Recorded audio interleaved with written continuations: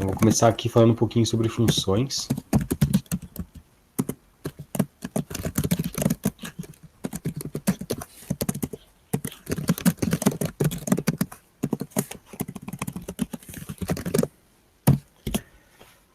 Bom, então, antes de eu abrir para dúvidas, eu vou começar falando sobre alguns pontos sobre funções e depois a gente pode conversar um pouquinho aí sobre dúvidas que vocês tenham, principalmente com relação aos exercícios que estão lá no Run Codes, as coisas que vocês estão com mais dificuldade de entender, tá bem? Bom, então, a ideia do uso de funções é a gente conseguir modularizar o código. Tenho aqui a função principal, que é a que vocês estão vendo, e essa função principal ela é sempre a primeira a ser executada quando eu rodo o programa. Então, assim que eu rodo o programa no computador, ele sempre vai começar abrindo a função principal e executando aquilo que está dentro da função principal. Mas para poder ter um pouquinho mais de flexibilidade no uso do código, a gente pode querer desacoplar alguns trechos para utilizar esses trechos fora da função principal. Então, digamos que eu queira, por exemplo, aqui eu tenha um array. Então, eu tenho aqui um vetor de números, vamos pegar um vetor de float.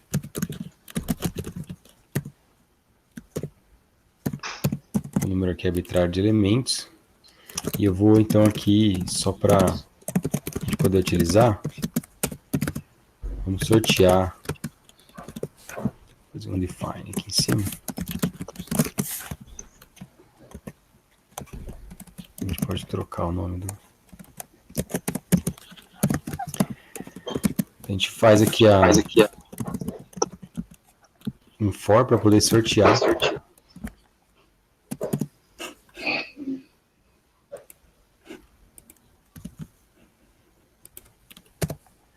Números entre 1 e 20, por exemplo. Então, eu vou fazer um rand aqui, porcentagem 20, depois somar 1 nesse total. Então, aí, só para falar um pouquinho, não sei se vocês viram isso, mas esse define aqui, ele define o que a gente chama de macro. Eu vou definir n como sendo algum outro valor. Então, por exemplo, n5. Então, o que vai acontecer é que, no momento da compilação, o compilador vai substituir tudo onde for n maiúsculo por 5. Tá? Isso é o que a gente chama de macro. Tem outras formas de usar macro e formas mais sofisticadas de utilizar, mas esse é o jeito mais básico, tá? Por substituição mesmo. Então, aqui eu tenho n elementos sendo criados nesse vetor. Tá? Então, esse n aqui não é dinâmico, não é uma variável, ele é pré-definido aqui no código. Então, vou sortear aqui alguns números, e eu posso querer, por exemplo, vamos supor que eu queira utilizar criar aqui uma função. Vamos fazer mais com vetor. Então, eu tenho vetor 1, vetor 2, e eu sorteio números aqui para esses dois vetores. E eu quero, de alguma maneira, fazer... começo trabalhando com esses vetores, eu quero poder, vamos operar em cima desses vetores. Né? Então, eu quero fazer operações utilizando vetores de float. Por exemplo, quero obter o maior número dentro do vetor. Eu quero calcular a média dos números do vetor, entre outros. Se eu tiver que fazer isso dentro da função principal, eu faria algo, por exemplo, né, que se eu quiser calcular o maior número. Como é que eu faço? Né? Vou pegar aqui o vetor 1, dizer que o maior número é 0, é o primeiro elemento, né? Está na posição 0. E depois, para cada posição do vetor, eu vou fazer um teste.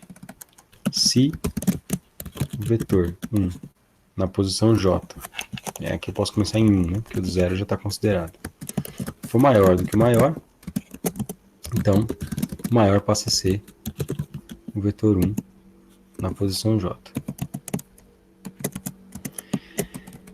Só que repare uma coisa, né?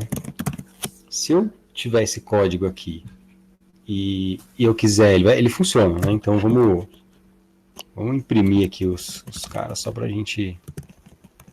Outra coisa também, né? Eu quero imprimir um vetor. Então vou até colocar ele mais para baixo aqui. Então, eu quero, por exemplo, imprimir conteúdo. Opa.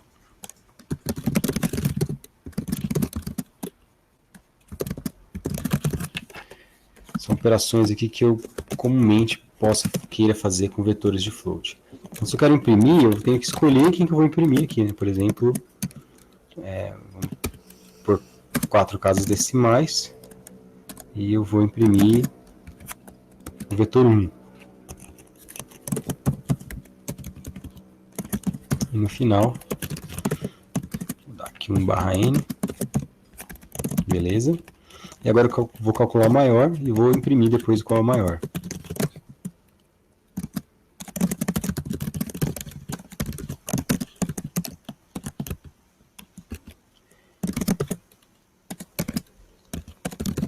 Então, nesse programa aqui, como é que esse programa funciona? Como que ele... Qual é a limitação desse programa? É fato aqui que eu consigo imprimir os valores do vetor.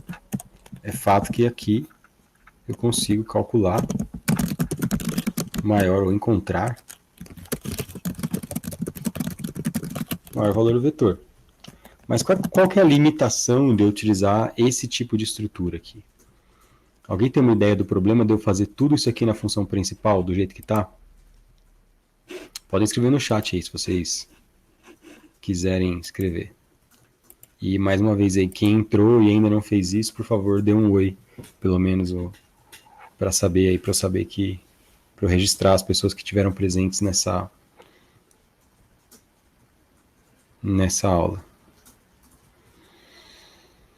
E aí, pessoal, alguma ideia do porquê, não o problema, mas a limitação de eu usar só a função principal do jeito que está aqui?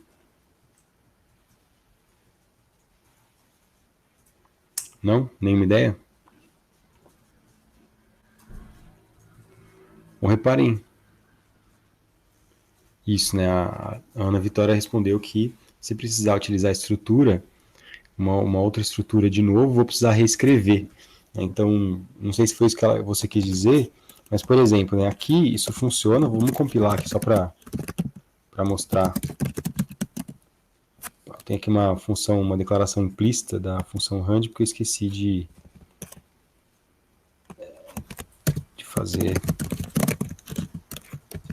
incluir a stdlib.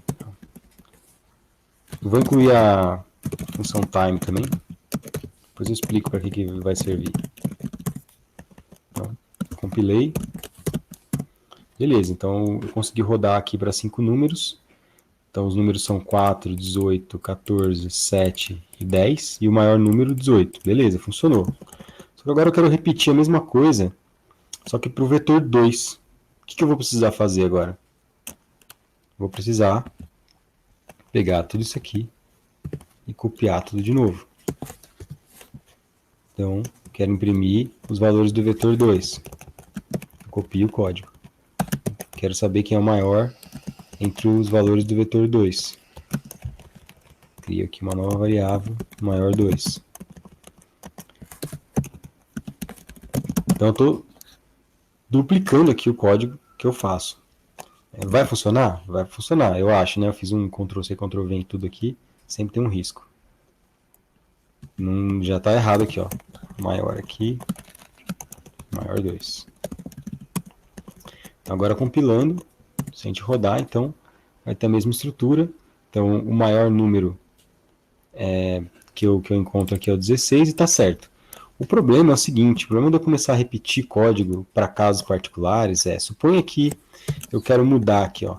Eu vou mudar, ao invés de exibir 4 casas decimais, eu vou fazer um hand mais aprimorado aqui primeiro para usar os valores float. Mas eu quero imprimir, por exemplo, 2 casas decimais. E aí, bom, eu alterei esse cara aqui e agora também vou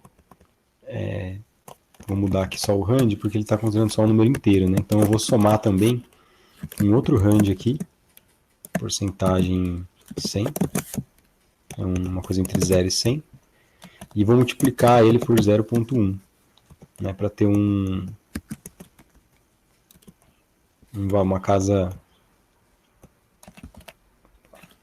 se eu multiplicar por 0,1 não dá, né? Então teria que ser entre 0 e 0,01.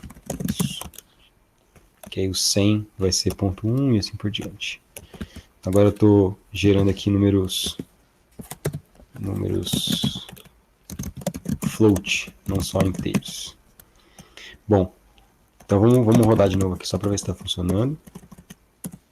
Então beleza, né? Tem aqui os números do tipo float. Então, e ele conseguiu detectar aqui corretamente os números, os maiores números. Só que repare uma coisa, né? Eu alterei a primeira parte do código que exibia os números para exibir só números com 2 casas decimais, olha só. Só que o que eu vou ter que fazer agora se eu quero padronizar o código? Eu tenho que também alterar nesse outro aqui, e eu não fiz isso. Então ficou um com 2 casas, outro com 4 casas. Então toda vez que eu fizer uma alteração em um, eu tenho que vir fazendo alteração em todos. Isso torna o código extremamente difícil de manter. É bastante complicado para manter. E se isso aqui for aumentando, então eu tenho uma outra função que calcula o menor número, aliás, uma função não, um trecho de código que calcula o menor número, um trecho de código que encontra a média dos números. Vai ficando cada vez mais difícil eu manter esse código. Tá? Então, para evitar esse tipo de coisa, eu vou criar então uma função, e a função vai ter o objetivo de centralizar aquela operação. Então, por exemplo, eu vou fazer aqui uma função para imprimir um vetor de float. Como é que vai ser essa função? Ela vai receber como entrada um vetor float, vou chamar de V, e um total de elementos, n. E aqui o n, o problema é que ele vai tem a macro aqui, né? Eu vou chamar de n minúsculo, então. Esse vetor, essa função imprime vetor float, né? Bom, na verdade eu pulei aqui umas coisas, né? Porque eu estou explicando funções. Como é que eu defino uma função? Uma função eu defino da seguinte forma. Eu começo indicando, a função tem um identificador, que é o nome que eu vou batizar a função. Entre parênteses, ela vai ter parâmetros.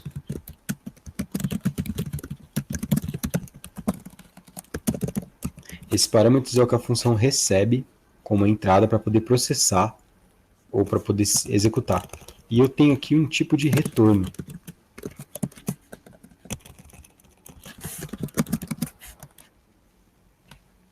Essa é a sequência da função. Então, o tipo de retorno pode ser qualquer um dos tipos que a gente conhece. Int, float, double, etc. Se eu não tenho nada como retornar, se eu não tenho nada para retornar, eu posso usar void. Void indica vazio, retorno vazio. Então não tem retorno. O identificador é o nome da função usado para chamar a função. E parâmetros, o parâmetro i, é como se fosse uma variável local. Ele tem um tipo e um identificador. Então todo parâmetro tem que ter um tipo também. Então como é que a gente vai fazer aqui? Uma função que imprime um vetor float, eu vou ter que receber como parâmetro da função alguma coisa. Vou abrir e fechar aqui. Então tem essa estrutura. Então a função, essa função aqui,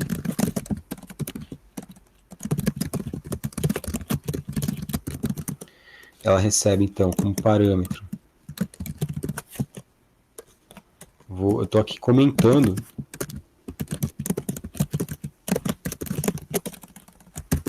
o que essa função faz. Tá? Esse é o ideal de vocês fazerem aí no código de vocês. Dizer para que serve a função, quais são os parâmetros que ela recebe. Então aqui que parâmetros que eu vou receber e qual é o tipo de retorno dela.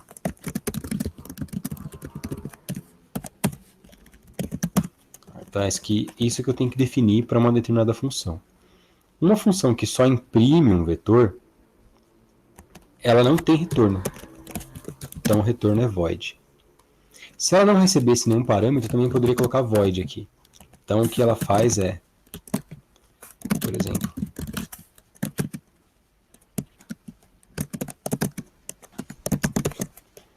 só consigo fazer aqui o que eu tenho acesso. Eu não tenho acesso a nada, então, por exemplo, posso imprimir alguma coisa. Tá? Vamos tentar aqui usar essa função.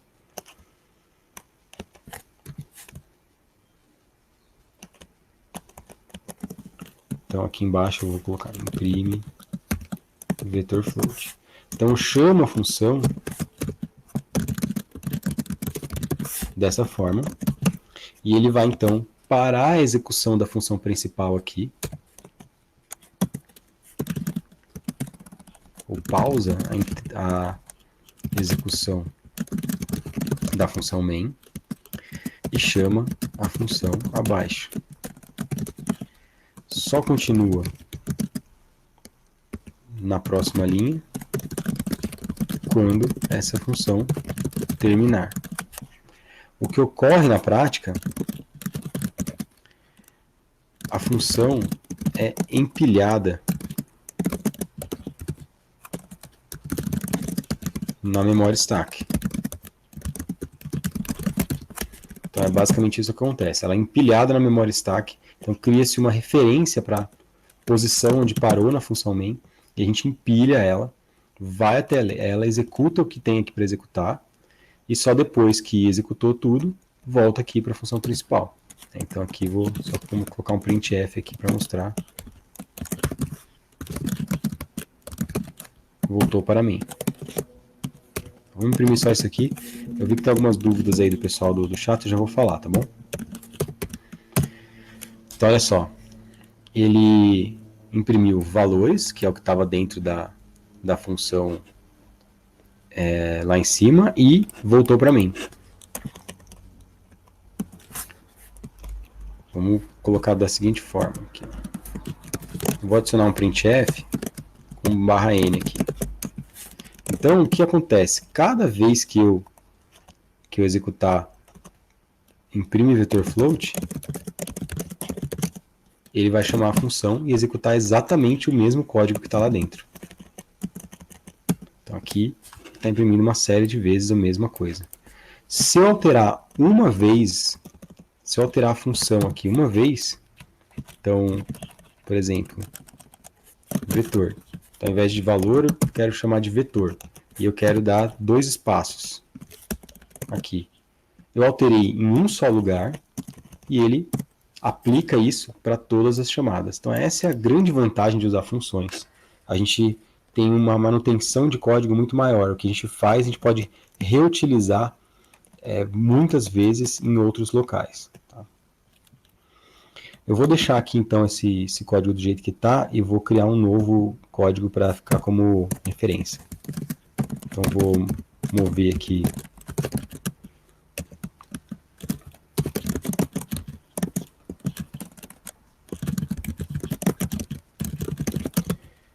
esse cara e vou copiar ele depois.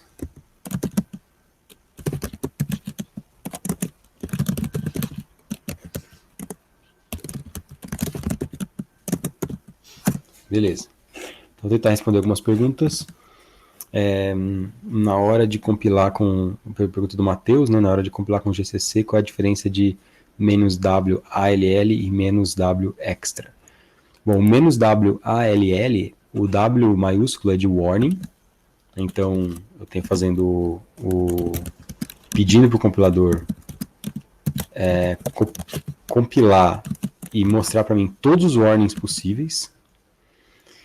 E o menos extra, eu nunca usei, deixa eu dar uma olhadinha aqui. Então, W extra, eu não estou achando aqui imediatamente, vamos ver se eu consigo pegar aqui no man do GCC. Deixa eu encontrar aqui, W extra. Então tem várias opções, né? Esse cara aqui. Vamos ver, a gente pode tentar encontrar aqui.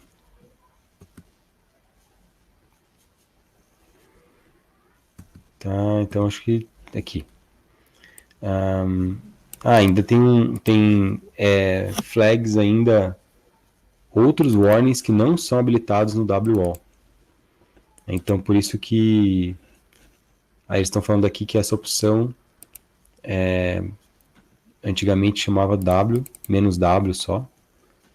Então aí tem essa diferença.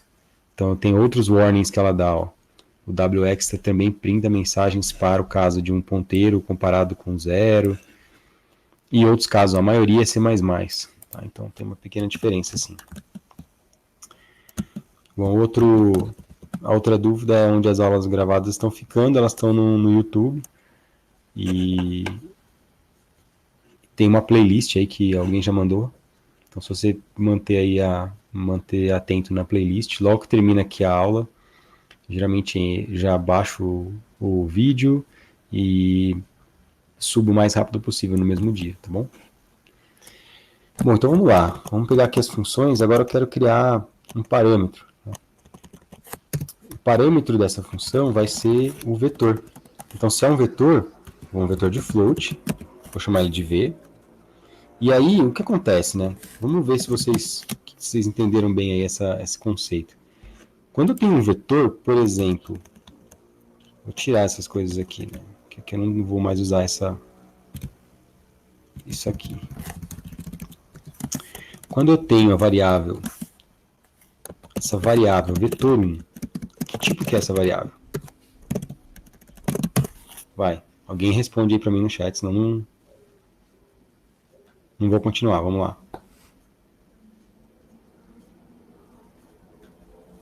Nada? Zero? Que tipo que é a variável vetor1?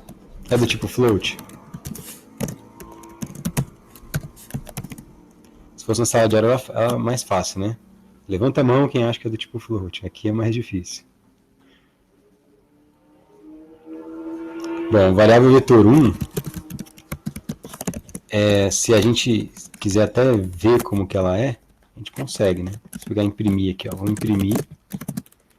Quero imprimir a variável vetor1. Só ela aqui, ó. Vetor1. Se eu tentar imprimir ela como porcentagem F, vocês vão ver aqui que vai acontecer. Ó. Olha só. GCC. Eu vou fazer do zero aqui.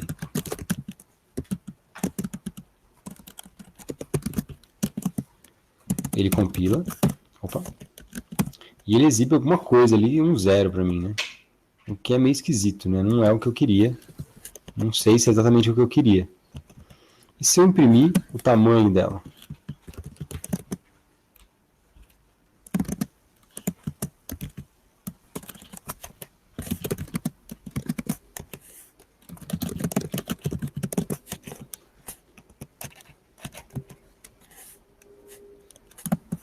Então, igual, o tamanho é sempre em LD, que é um long double, um long int.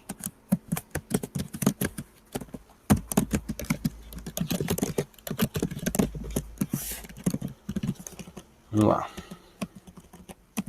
O tamanho dela é 20. Olha que, bom, o que ele está fazendo, né?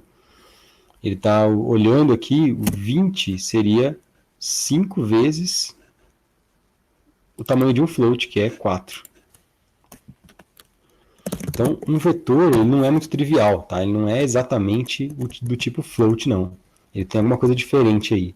Vamos imprimir o vetor 1 aqui, ao invés de como porcentagem F, vamos imprimir ele como porcentagem P.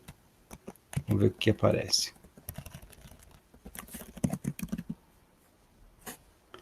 Vou incluir aqui, inclusive,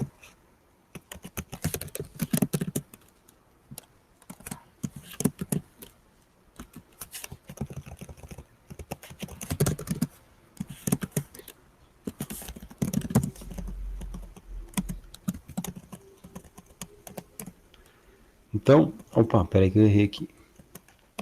É que eu quero exibir o porcentagem, né? Eu acho que é porcentagem para exibir o porcentagem no... Isso.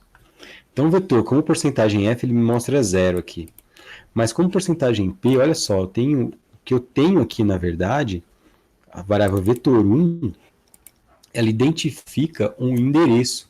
É o primeiro endereço relativo ao bloco de n floats. Então, a variável vetor 1, na verdade, ela guarda um endereço. Ela representa ou identifica um endereço. E nesse caso, o endereço, então, é float asterisco, certo? Então, vetor 1 é float asterisco, tanto que se a gente fizer asterisco vetor 1, né, que é um jeito de eu... O que acontece? Né? Quando eu tenho uma variável que ela é do tipo asterisco, quando eu coloco um asterisco nela, o que eu extraio dela? O valor que tem lá dentro, que é o próprio float. Então, beleza. Então, o que a gente vai fazer aqui?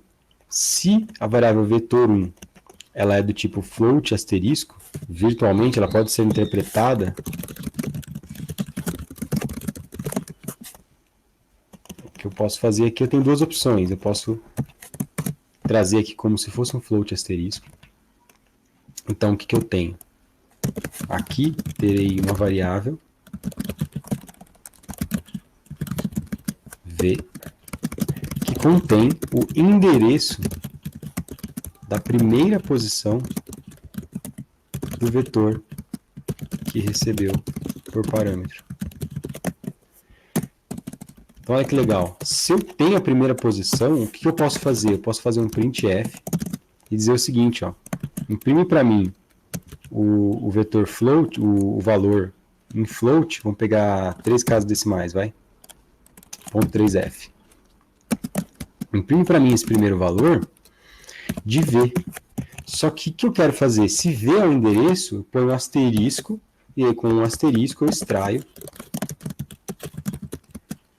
o valor float no endereço. É isso que eu estou tentando fazer aqui agora. Então vamos lá. Ó. Vou deixar isso aqui comentado.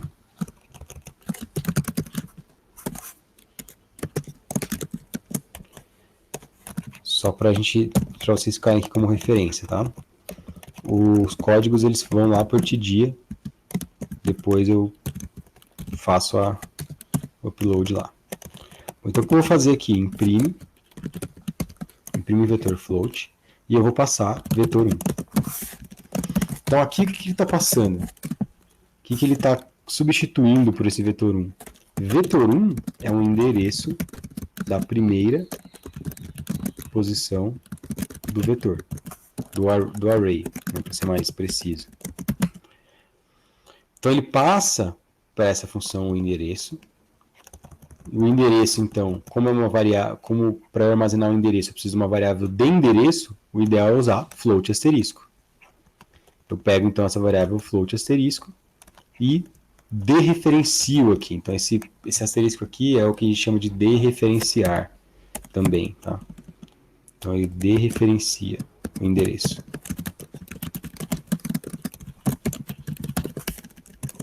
Que é o V é como se fosse uma referência, então quando eu ponho asterisco ele dereferencia.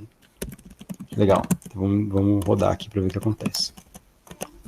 Então olha só, ele está pegando o primeiro valor do vetor. Se a gente, inclusive, antes aqui de imprimir, vamos imprimir ele, né? Assim, a gente está fazendo isso aqui no objetivo didático, tá, pessoal? Óbvio que a gente não vai fazer assim na prática, né, cheio de comentário e coisa para poder implementar, tá? Aqui é para vocês poderem estudar. Então vamos imprimir todos os valores do vetor com 3 casas decimais. Então vetor 1 na posição I, e depois de tudo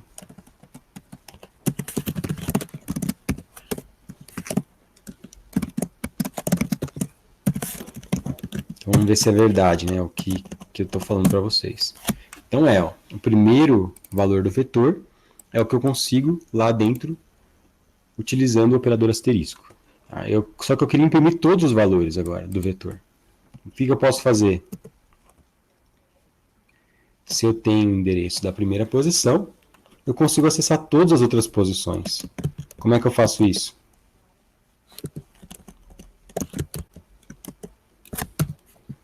Pô, pessoal, esperava mais participação aí, hein? Vamos lá. Bom, eu caminho para a próxima posição, né? Eu ando 1. Para eu andar 1, eu posso simplesmente somar 1 aqui, certo? Então, ao somar 1,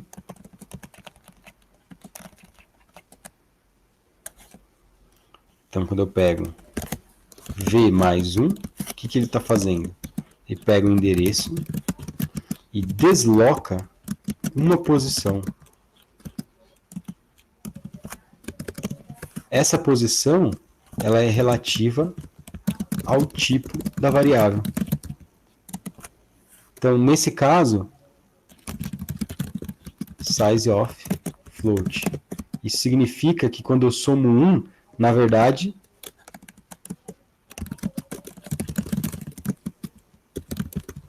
então será somado 4. Então vamos lá. Ó. Vou pegar aqui.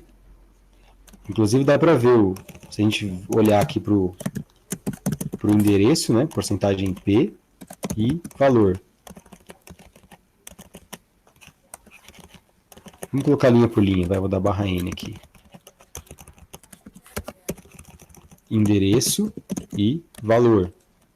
Com mais um agora. Então, V, asterisco V. V, asterisco V mais um.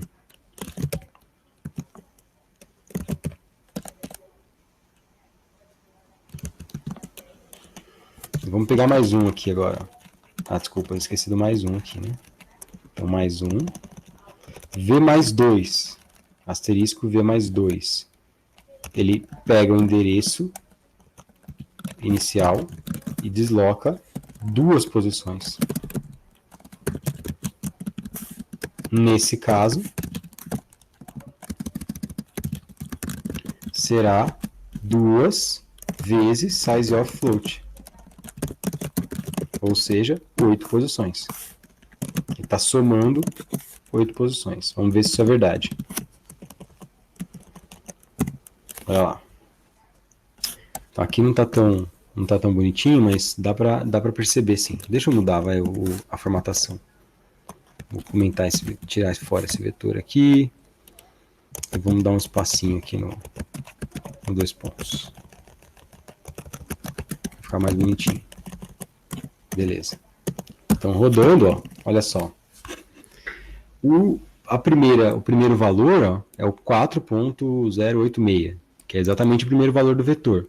Esse aqui é o endereço onde está esse valor. 14.35, esse é o endereço onde está esse valor. 10.021, esse é o endereço onde está esse valor. E repara que quando eu somo 1, na verdade ele soma 4 em 4, porque ele sabe que aquele endereço pertence a um float. E se pertence a um float, então a próximo float vai estar 4 bytes a mais. Então ele sempre usa o size of daquela variável. E isso significa que se for um char, ele vai andar de 1 em 1. Se for um float ou um int, de 4 em 4. Se for um short, de 2 em 2. Se for um double, de 8 em 8 e assim por diante. Tá? Então ele reconhece qual é o tipo da variável para poder modificar, para poder somar. Tudo bem? Eu vou até mudar o nome dessa função, né? Para imprime posições, 3 posições do vetor float. Né? Aqui a gente não está fazendo, quero deixar ela do jeito que está aqui. Posições função que imprime os endereços, valores das 3 primeiras de um array de floats. Parâmetros, float asterisco, v, que é o endereço da primeira posição, ou seja, do vetor. Não há retorno. Alguém perguntou aí se o asterisco é equivalente ao colchetes no vetor, se ambos têm a mesma função. Exatamente isso, tá? Eu vou explicar daqui a pouquinho. Tem mais alguma outra pergunta aqui? Interpretação do número aleatório. Eu posso explicar daqui a pouco. Obrigado aí pela Ana Vitória de ter respondido. É um ponteiro do tipo float, a gente já falou. E o vetor 1 seria o endereço da primeira cadeia de bytes da variável que eu defini no caso float. Exatamente. Então, obrigado aí a quem respondeu. Então, toda vez que eu declaro um array, o identificador daquele array ele pode ser interpretado como o endereço do primeiro bloco de bytes que foi alocado. Tá? Então, por isso que eu posso usar o float asterisco aqui como eu estou utilizando. Um detalhe dessa função é que ela vai funcionar bem se eu tiver 3 valores no vetor. Se eu mudo aqui o define, por exemplo, que é a minha macro, coloco 2 aqui, eu vou ter problema, né? Porque ele vai tentar ler 3, só que o vetor só tem 2 posições. Por enquanto, vamos deixar assim, tá? Lembrando que isso aqui tem propósito didático, tá? Então, não é para ser levado ao pé da letra, assim, certinho, a implementação. Vou deixar assim só para vocês terem como referência. Tá, agora vamos fazer uma função a sério aqui, que imprime o vetor float, finalmente como a gente queria. Que imprime, então, os valores. Vamos deixar os endereços e valores de um array de floats.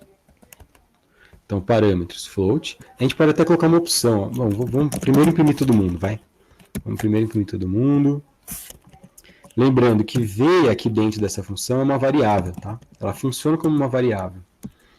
Então eu vou ter aqui, posso fazer um for de j que vai de 0 até n.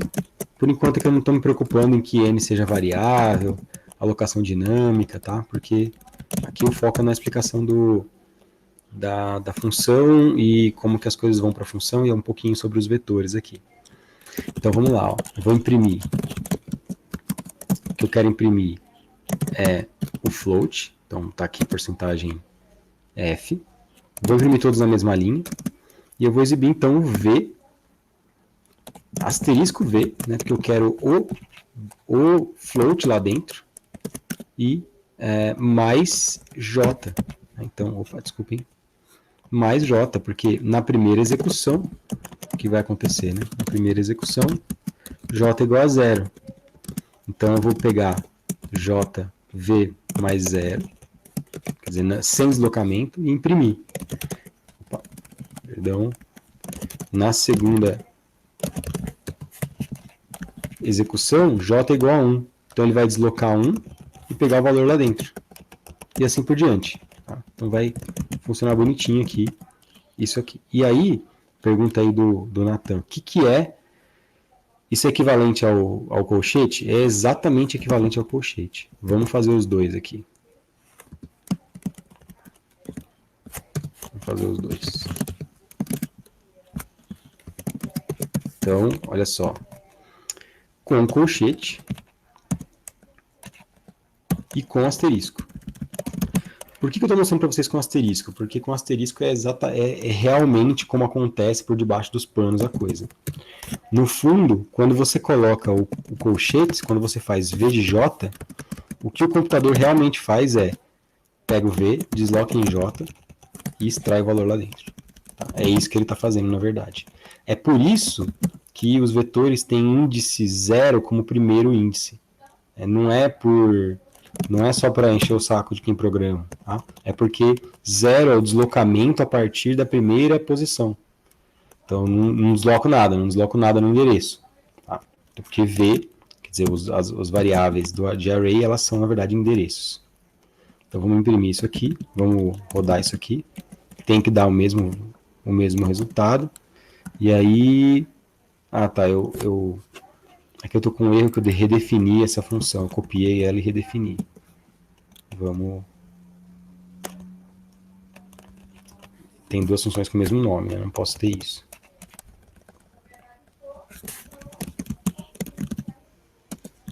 E agora, vamos lá embaixo, vamos trocar. Ah, não, já está certo. Imprimir vetor de float.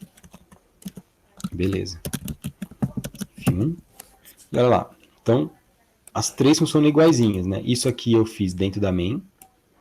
Isso aqui foi feito usando o asterisco. Isso aqui foi feito usando o colchete. Então, os três são equivalentes. O legal de usar o asterisco é que você... Tá vendo aqui, ó, que eu usei o colchete aqui, né? Como vocês estão acostumados a fazer. O legal de usar o asterisco aqui é exatamente como é feito por debaixo dos panos, tá? Beleza. Então, o que é legal? Essa função, ela está pronta aqui, bonitinho, eu não preciso mais de outras funções. Se eu quero, por exemplo, imprimir o vetor 1, eu imprimo o vetor 1 várias vezes, quantas vezes eu quiser. E se eu quero imprimir o vetor 2, é só chamar a função passando o vetor 2 e beleza. Eu não preciso copiar novamente um código que faz o printf de tudo. Tá? Vou só copiar. Então agora, beleza. Estou aqui imprimindo o vetor 2.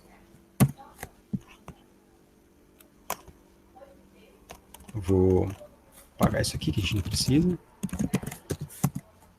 Então, assim que uma função é implementada, pode ser utilizada várias vezes. E se eu modificar a função, ela modifica para todas as chamadas da função. Então, essa é a grande vantagem de utilizar. A gente pode também modificar essa função aqui. Vamos supor que eu quero também, opcionalmente, imprimir o endereço de cada posição. Tá?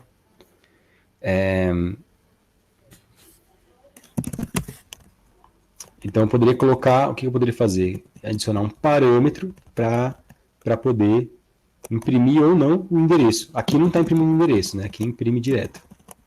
Imprime direto o valor do vetor. Tem uma pergunta aí. Não precisaria chamar o printf para printar na tela? O que a imprime vetor float faz? Não precisa, assim. Na verdade, eu não sei se eu entendi a sua pergunta exatamente. Mas aqui eu não preciso, eu só chamo a função direto. Aí essa função aqui, quando na função principal eu chamo a função dessa maneira, passando o endereço de vetor 1, ele vai até a função e executa tudo que está dentro da função, inclusive o printf.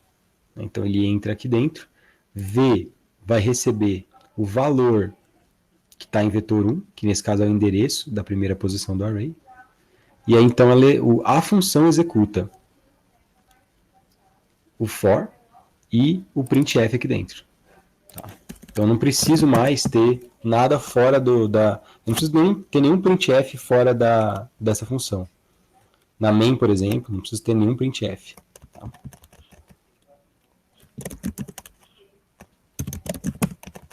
Legal, vamos fazer. Então só volto na main, chama a função, depois que eu posso ter. Isso, exatamente. Então aqui, ó, tudo que eu fizer antes do return 0, ela vai executar a função main, né, ela vai executar até o return 0. Aqui eu poderia ter alguma outra coisa, né? Por exemplo, eu posso pegar o vetor 1, por exemplo, na posição 0 e jogar um valor fixo aqui, sei lá. Vou jogar um valor 1000. Que eu sei que é um valor que não vai ser, ou, sei lá, 999.999. Certo? Então, joguei aqui esse valor no vetor 1. Então, estou alterando a primeira posição do vetor. E a segunda também. Então, modifiquei. Aí aqui, se eu quero usar essa função de novo, eu só copio ela aqui embaixo e ela vai ser chamada novamente. Então, cada chamada para essa função faz com que o código vá até aqui e faça tudo que está aqui dentro, de novo. Não sei se ficou claro agora, Ana Vitória. Então, olha só. Olha aqui que legal. Eu imprimi o vetor 1 aqui, imprimi o vetor 2 aqui. Aí eu alterei o vetor 1. Aí eu usei a mesma função, já pronta, para imprimir o vetor 1 de novo, agora modificado. Agora ele está com os valores aqui novos. Então, o que eu fiz? Assim que eu codifiquei a função imprimir vetor, tá pronto. Eu coloquei essa função, digamos, na minha biblioteca de funções. Assim como a gente usa aqui a biblioteca stdio, stdlib, com funções prontas, como printf, como rand, malloc, etc. Agora você vai ter a sua própria função. E você vai poder reutilizar ela quantas vezes você quiser. Eu vou fazer uma versão, uma função aqui, imprime vetor float, com uma adição aqui, que é o seguinte, é um imprime endereço. Então, ele vai ter um novo parâmetro, um parâmetro int, imprime endereço, que ele diz o seguinte, ele vai ser 1 se quero imprimir endereço, e 0 se não, caso contrário. Então, o que eu vou fazer aqui, ó, se imprime endereço for igual a 1, então eu vou imprimir o endereço v mais j.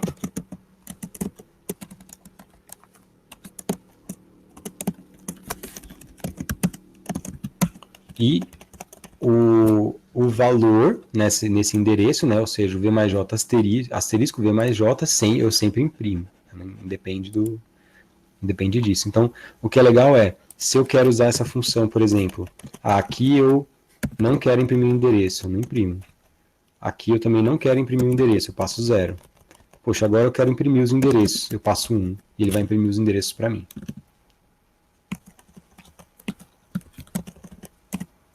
Então, ficou meio tumultuado aqui, mas é exatamente isso. Então, agora eu tenho, deixa eu fazer no final da função aqui, ao invés de um só barra n, vou colocar 2, tá? Só para ficar mais bonitinho. Beleza. Então, olha só, na primeira vez eu chamei a função e passei o parâmetro 0 de imprimir endereço. Então, aquele if lá da falso, ele não imprime o porcentagem p, ele só imprime os porcentagens f. Mesma coisa na segunda execução. Na terceira, eu pedi para ele, olha, imprime também os endereços. Então, ele está imprimindo aqui, ó, endereço e o valor. Endereço e o valor. Endereço e o valor, e assim por diante.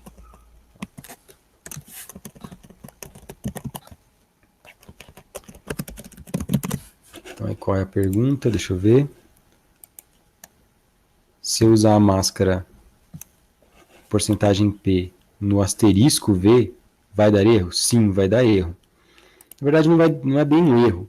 O que ele está fazendo é o seguinte, quando a máscara porcentagem, ela indica como interpretar, então, o porcentagem no printf e no scanf, é como interpretar o valor. Se eu ponho porcentagem D, ele vai tentar interpretar como decimal inteiro. Se eu ponho porcentagem C como um caractere. Se eu ponho porcentagem P como um endereço de memória. Se eu ponho porcentagem, assim por diante. F como um float. Então, se eu colocar aqui porcentagem P, aqui, ele não vai dar nem warning, nem nada, eu acho. Ele deixa. O que ele vai tentar fazer? Ele vai tentar interpretar aquilo como se fosse um ponteiro. Né? E como o Leonardo disse aí, o ponteiro ou o endereço é uma variável hexadecimal. Só que a interpretação não é tão legal assim, tá vendo? Ó? Olha, ele interpretou tudo igual aqui, os valores. Ó. 2020, 2020, né? Não tá legal. Então ele tenta fazer uma conversão meio que forçada, tá? E principalmente float. Se vocês estudaram lá um dos exercícios um dos exercícios do bloco 1, né, falava sobre o padrão I3E do ponto flutuante. Então ele vai tentar forçar essa interpretação como se fosse... ele interpreta tudo igual, primeiro porque ele vai tentar pegar... Reparem, né, o endereço tem quantos bytes? Né? O endereço de memória tem quantos bytes? 8 bytes, certo? E quanto que tem esse float aqui, ó? Esse aqui é um float, certo? Asterisco V, V é um float. Quando eu ponho asterisco, vira float. Float tem 4 bytes. Então ele provavelmente está pegando a primeira porção que é igual para todo mundo, né? Que no fundo não muda, porque o float tem 4 bytes. E ele está tentando pegar as primeiras, então ele retorna todo mundo igual. Tá? Então, esse tipo de situação em que eu tenho que interpretar alguma coisa que não é, gera um comportamento que a gente chama de comportamento indefinido. Então, às vezes, em cada sistema pode dar um valor ligeiramente diferente também. Então, é muito complicado dizer. Tá? Então, vamos lá, só para fechar isso aqui, depois eu dou mais uma olhada aí nas perguntas. Então, é exatamente isso que a gente queria, endereço e valor. Então, eu começo a pensar em funções que são flexíveis. Então, quanto mais parâmetros a função tem, maior flexibilidade eu tenho. Então, por exemplo, essa aqui permite que eu imprima o endereço ou não imprima, o que é bem legal. Vamos fazer mais uma função. Eu sei que aí tem mais duas perguntas, tá? Um sobre os números aleatórios, o RAND, e a outra para matriz. Vamos tentar chegar lá, tá? Vou fazer mais uma função aqui só para deixar como exemplo para vocês, que é uma função que calcula a média dos números. Então, eu quero calcular a média. Então, tem uma variável aqui na minha função principal. Essa variável aqui. E eu gostaria de uma função que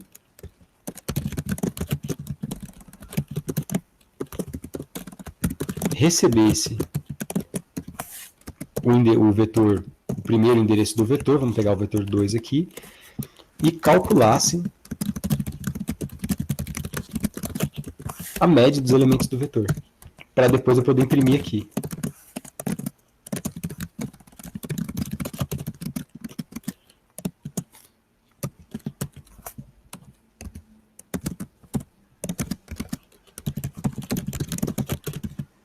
Eu coloquei média vetor 1 aqui, né? Mas é média vetor 2. Beleza. Então, eu queria fazer uma função como essa. Então, como é que a gente tem que pensar, né? Primeiro, que tipo de valor ela está recebendo? Vetor 2. Lembrando, vetor 2 é um array de float. Então, se é um array de float, o tipo do média vetor float vai ser float asterisco. Vou chamar de V de novo aqui, só para padronizar. Esse, então aqui eu tenho uma função média vetor float, função que calcula a média dos elementos de um array de floats. Quais são os parâmetros dessa função? Bom, o primeiro parâmetro é um float asterisco V. Esse float asterisco V é o endereço da primeira posição do vetor. E o retorno. Bom, qual é o tipo de retorno? É um float que é a média dos valores. Então é assim que eu costumo recomendar que vocês implementem funções, pensando quais os parâmetros que eu necessito, qual o retorno que eu preciso. Tá? Então vamos lá, aqui dentro eu vou calcular, eu vou ter um float média, ou soma, e eu vou então iterar, quando eu falo iterar, né, fazer uma repetição dentro dos valores de V. E eu vou somar. Então eu tenho a soma aqui inicialmente ela recebe o V na posição 0. Então eu estou somando a primeira posição. E agora o soma recebe o que tinha na soma mais V de I. E aqui, como eu já somei o 0, eu começo na posição 1. Então, no final das contas, aqui eu tenho a soma. Agora eu vou calcular média e retornar. Então, enquanto a função anterior que a gente fez não tinha um retorno, que era void, essa tem um retorno. Então, como é que a gente faz para passar explicitamente o retorno? Com return. Assim como a main tem um return 0 ali que a gente utiliza. Por que é 0? Porque a main tem o tipo inteiro aqui de retorno. Aqui eu tenho um float. Então, eu vou retornar a soma dividido pelo total de elementos.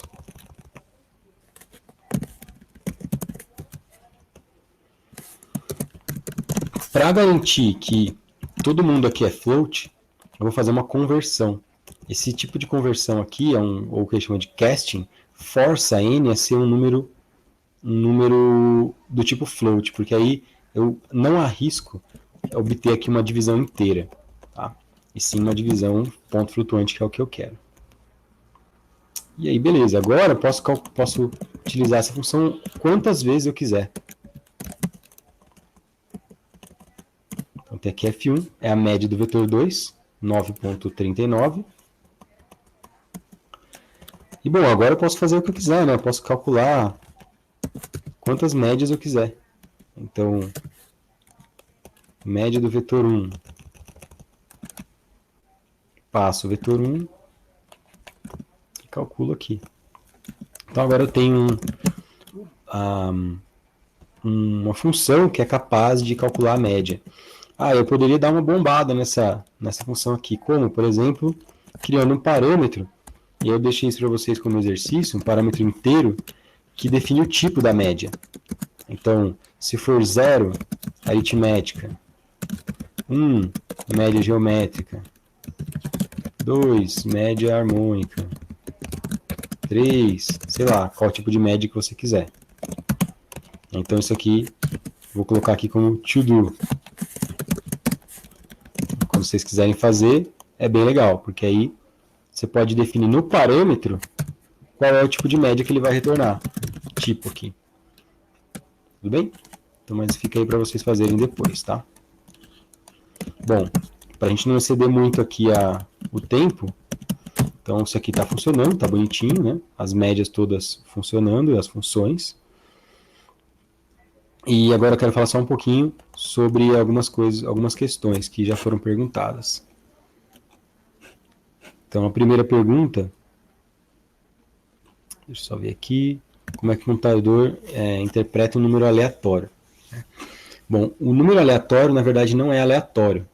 Então, o uso do RAND, eu vou colocar aqui. O RAND é um gerador de números pseudo-aleatórios. Por que é pseudo-aleatório? Porque ele parece aleatório, mas ele não é aleatório exatamente. Você tem a impressão de que ele é aleatório, mas na prática ele não é. Vamos pegar aqui e alterar o nosso n para um valor maior, que vai ficar mais evidente isso, uma coisa como 10 aqui.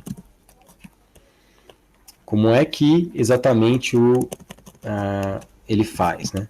Ele gera cada número, cada chamada de RAND calcula um número e retorna. Esse cálculo é feito com base em um número inicial. Adivinha qual é o número inicial aqui para esse caso? Se eu não definir o número inicial, qual seria o número inicial? Que número que ele está usando como base para começar o cálculo? Chutem aí.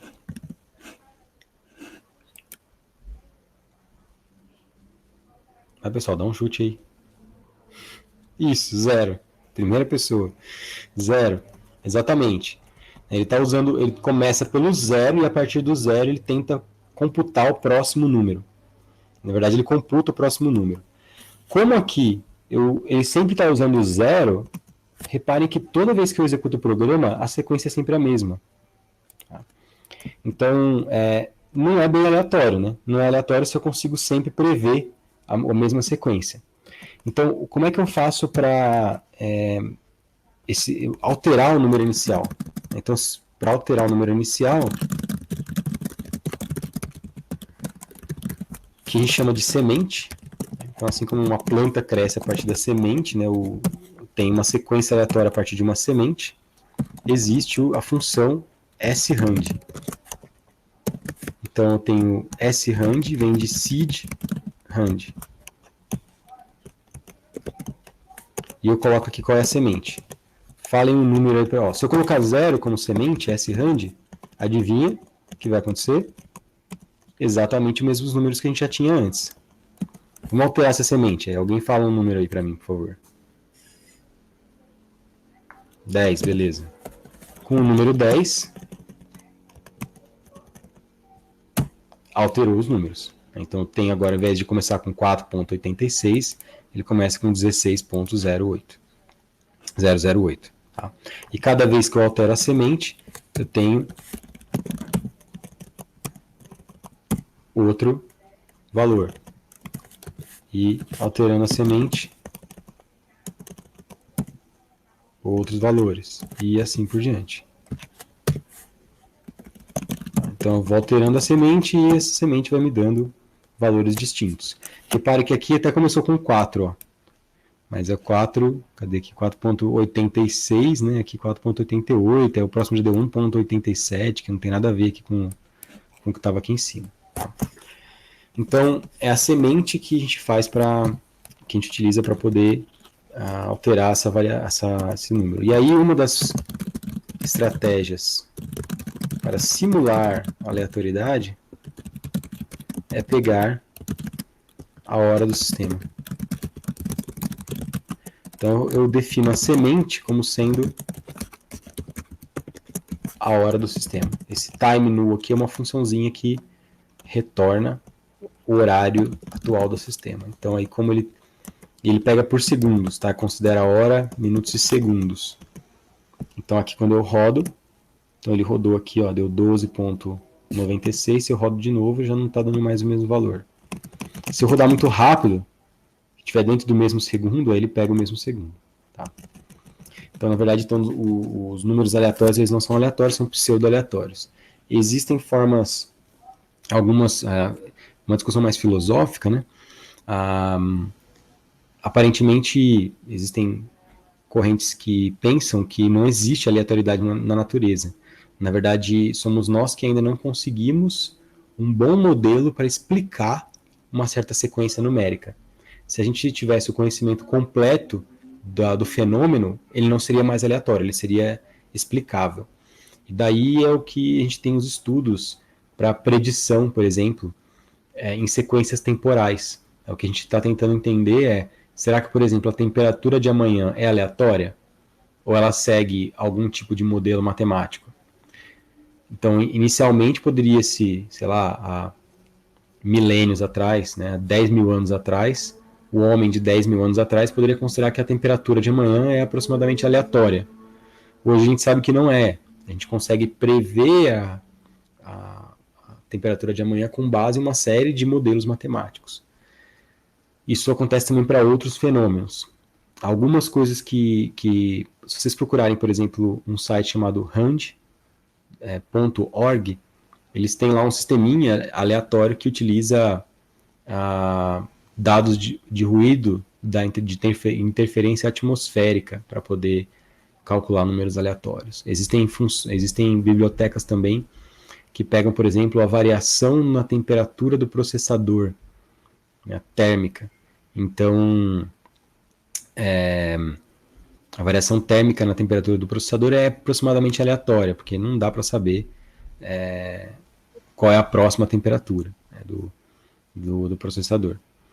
Então, não estou dizendo que a aleatoriedade é uma ilusão, mas existem sim correntes filosóficas e correntes de pensamentos que acreditam que a aleatoriedade ela seria apenas uma falta de conhecimento nosso, tá? Mas é legal, essa discussão é bacana. Então, o estudo da probabilidade, o estudo da probabilidade é bem, bem importante, porque várias coisas, justamente porque muitas coisas são mesmo, têm propriedades que eu consigo estudar as probabilidades, né? Se eu tiver exemplos suficientes, eu consigo estudar, predizer coisas, inferir certas funções, certos certos valores dentro de uma margem de erro. Então, dentro de uma margem de erro, a gente consegue sim, ainda existe esse tipo de situação.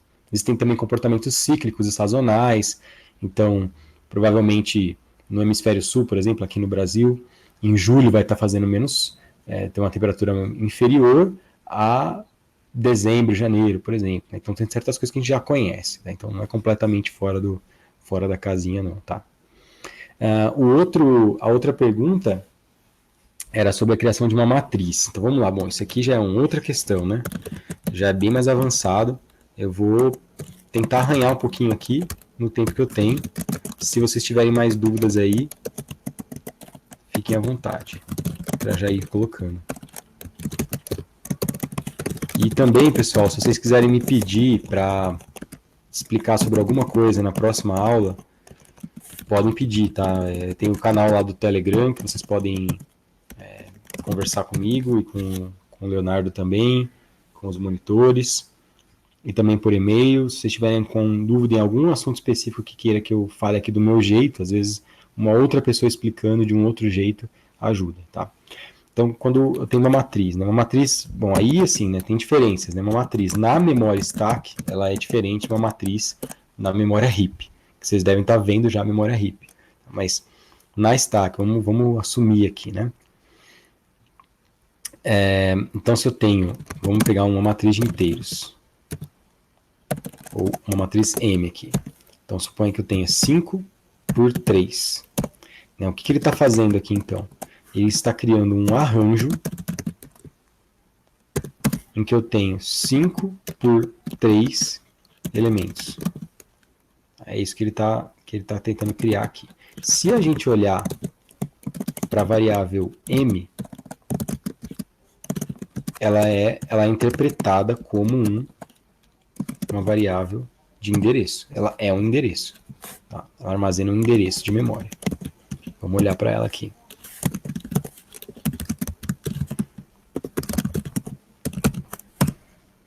Então ela está aqui armazenada no endereço. Tanto que, ó, vamos pegar um número mais razoável, sei lá, 5 vezes 4 aqui. Né? Então, 5 vezes 4, então vai dar 20 elementos. Se a gente imprimir o size off dela, quanto que vai dar aí, pessoal?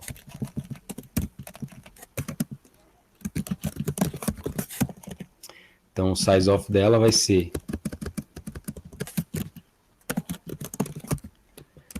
igual a 20 elementos vezes size off int.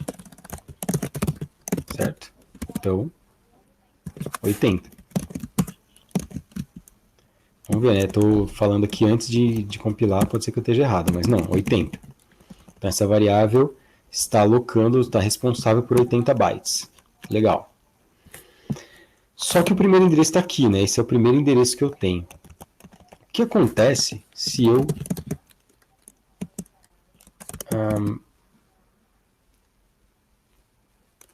pegar esse primeiro endereço e tentar encontrar o que tem lá dentro? Então, asterisco M. Então, asterisco M, será que ele é um inteiro? Vamos fazer o seguinte, eu quero inicializar esse cara aqui para a gente ter controle sobre o que tem lá dentro. Vou pegar aqui 10, 20, 30, 40. Primeira linha aqui. Vamos pegar menos, né? Que senão dá. Isso vai ser muito complicado aqui. Então você 4 aqui e 2 aqui. 3, vai. Então, estou aqui inicializando a matriz, tá? 50, 60. Não, vamos pegar 00, 00, não. Pode ser 00, 01, 02, 03. E aqui eu tenho linha 1, coluna 0, linha 1, coluna 1. Eu estou codificando aqui, são números, tá? Mas eles estão codificando a posição deles na matriz. Eu poderia usar qualquer número, mas eu vou usar esses aqui só para facilitar. 2, 2, 2, 3. Beleza, então estou alocando aqui a matriz, já estou inicializando a matriz. Então ela está inicializada aqui com esses números. Agora, né, como é um arranjo de 3 3 vezes 4. 3 vezes 4, 12. Então seria 12 vezes 4, que dá 48. É isso? Eu tô muito louco. Opa, peraí que... vários erros. Ah, não, acabei aqui. Bom, vamos lá. Então vamos tentar ver se esse cara aqui é um inteiro. Realmente. Então, beleza, ó. 48, né? A variável tem um primeiro endereço. Quando eu olho para esse endereço, olha que loucura aqui que eu tenho. Poxa, mas se eu estou olhando para o primeiro endereço não deveria ser 0, né, que é a primeira posição? Bom, não exatamente. Não também, né? Nem coloquei. Aqui, ó. Agora sim. Beleza. Vou compilar de novo para ter certeza. Deixa eu voltar aqui para ver se eu fiz tudo certo, né? Então, quando eu olho para o asterisco M me dá aqui o porcentagem D, né? Que eu estou tentando imprimir como porcentagem D. E olha só o valor que ele me dá. Me dá aqui um valor bem louco, tá? Menos. Então não faz o menor sentido isso. Então aí a pergunta do...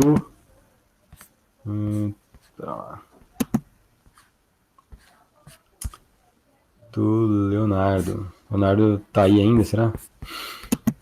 Bom. Ah, beleza. Então, Leonardo, vê se você tá acompanhando aí, cara. Então, beleza, olha só. Então não faz muito sentido. Agora, o que será? Se ele não é bem um inteiro, o que ele é, né? Reparem. O que seria equivalente eu fazer isso aqui, né? Seria equivalente eu fazer printf, segundo o que eu expliquei para vocês, né? M na posição 0. Né? É a mesma coisa. Então, porcentagem D. Então, seria M na posição 0. Vamos ver se ele dá a mesma coisa aqui. Capaz que não, né? Ih, deu a mesma coisa. Né? Então, o que está acontecendo? E reparem que tem uma coisa interessante também. Ó. Cada vez que eu executo, ele muda o valor. Tá, então, não é bem... Isso aqui não é bem um vetorzão de 12 posições. Tá? É isso que eu queria mostrar para vocês. Tá? Não é um vetorzão de 20 posições, ou 20 no caso se fosse 5 por 4, né? Mas de 3 por 4 aqui não é um vetor de 12 posições. E, na verdade, isso aqui temos um vetor de 3 posições em que cada posição é um vetor. Então, Inception aqui, né? Esse filme já ficou velho já. Antigamente o pessoal ria dessa piada. Mas não sei se vocês assistiram Inception, né? Ou A Origem. Então é um vetor dentro... Eu tenho vetores dentro de um vetor. Então cada posição de M é um vetor. Então é um ponteiro, é um endereço. Aponta para um vetor, digamos assim. Então cada posição de M é um endereço de um vetor. Ou seja, aponta para um vetor. É por isso que a gente chama de ponteiro, tá? Exatamente, Leonardo. Então, esse cara aqui é um endereço, tá? Por isso que ele muda a cada compilação. Isso mesmo. Então, vamos lá, ó. Opa, agora sim, ó. É um endereço, tá? E esse é o mesmo endereço. O que eu posso fazer, então? Bom, se esse cara é um endereço, olha que legal. Se esse cara é um endereço, eu posso falar o seguinte. Asterisco M é um endereço ainda. Vamos olhar o que tem dentro do endereço. Olha que doideira. Vamos olhar o que tem dentro desse cara. Então, quando eu ponho um asterisco, ele pega para mim o que tem no endereço, certo? Então, vamos ver se ele vai pegar mesmo.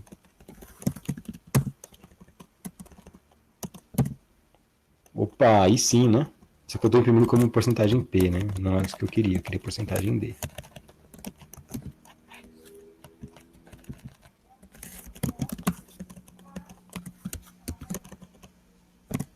E agora sim imprimiu o 0, que era o que eu queria.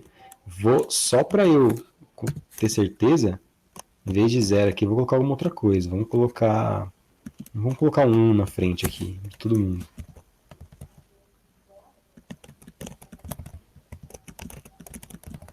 Um número fixo aqui, só para dizer que não é, porque 0, às vezes 0 aleatoriamente você acha ele na memória. Não, olha só. Eu estou realmente encontrando o primeiro elemento da matriz. Tá? Então, quando eu tenho uma matriz, na verdade eu tenho um array de arrays, né? Um vetor de vetores. É assim que ele é interpretado na prática. Tá? Bom, se eu quero então imprimir, vamos supor que eu quero imprimir, fazer um exercício aí com vocês. Ó. Quero imprimir o número 112. Onde é que está o 112? Só usando o asterisco. Como é que eu faço? Bom, se eu quero pegar o 112, eu posso. O 112 está no segundo vetor, certo? Então, se ele está no segundo vetor, eu vou pegar o m, somar 1. Ou seja, eu estou andando do primeiro para o segundo vetor. Pego esse cara que está aqui dentro.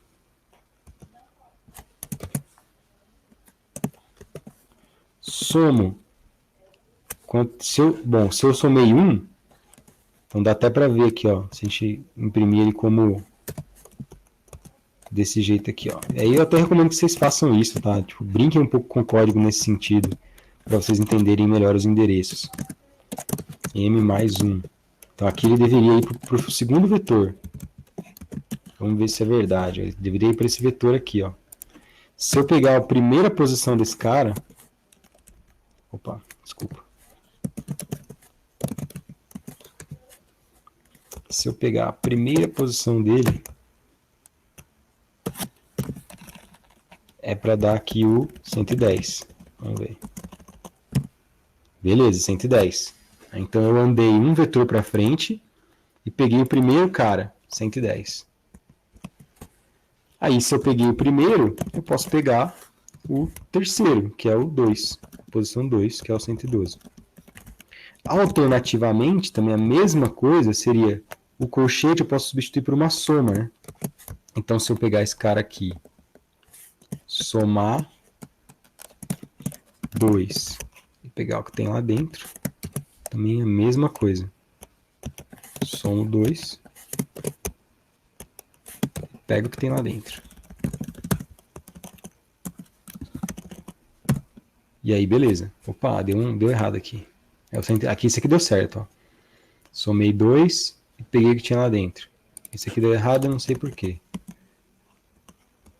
Vamos ver se eu fiz... Ah! Aqui eu acho que ele tá... Tem que colocar um parênteses. Vamos ver se é isso mesmo. Isso, era isso. O problema disso aqui é a precedência, que a gente chama de precedência de operadores, né? Eu tenho que primeiro falar para ele, olha, extrai aí esse vetor, depois pega a segunda posição dele. Então, ficam uns parentaiados aí, gigante. Mas é isso aí mesmo. Beleza? Então é assim que funciona um array uma matriz na stack. Ela é um vetor de vetores e eu consigo manipular os endereços dessa forma.